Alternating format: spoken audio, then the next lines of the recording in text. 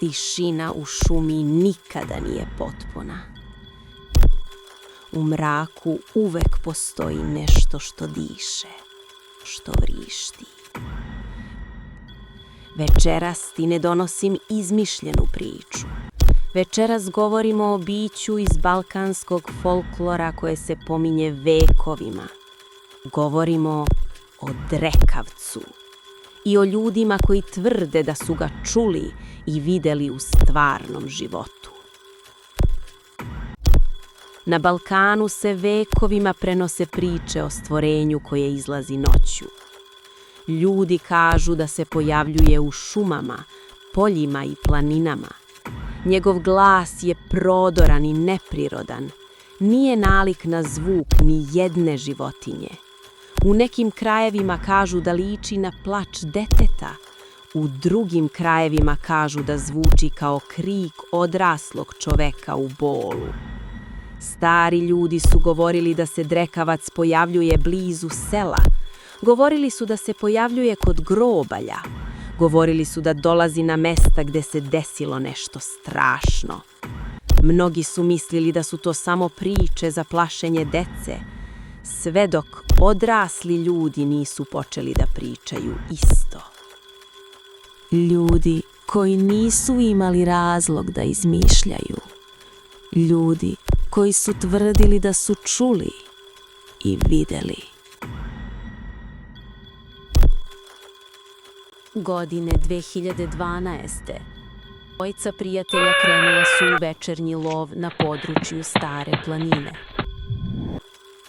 Obojica su bili iskusni planinari. Poznavali su zvuke šume. Znali su kako zvuče vukovi. Znali su kako zvuče lisice. Znali su kako zvuče ptice noću. Oko 11 sati uveče čuli su zvuk koji ni jedan od njih nije prepoznao. Zvuk nije bio životinjski. Zvuk nije bio ljudski. Zvučao je kao mešavina plača deteta i vriska odraslog čoveka. Zatim se zvuk ponovio. Ovog puta bio je bliže. Jedan od njih je podigao baterijsku lampu. Osvetlio je pravac iz kog je dolazio zvuk. U mraku između drveća videli su siluetu. Bila je visoka. Bila je mršava. Nije trčala. Nije hodala. Kao da je klizila između stabala. Te noći nisu ostali u šumi. Okrenuli su se i potrčali nazad ka selu. Nikada se više nisu vratili u taj deo planine. Šuma noću menja način na koji ljudi vide i čuju. Zvukovi se odbijaju od drveća. Oblici u mraku postaju drugačiji. Mozak pokušava da popuni praznine. Ali ljudi koji su doživjeli slične susrete ne govore samo o onome što su videli. Govore o onome što su osjećali.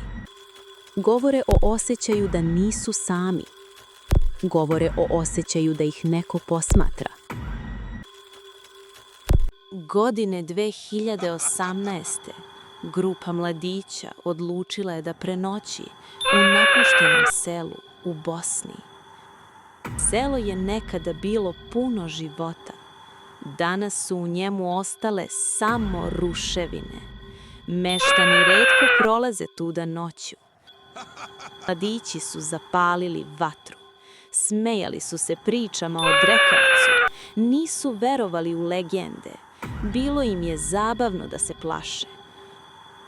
Oko 2 sata posle ponoći smeh je prestao. Iz pravca šume začuo se vrisak.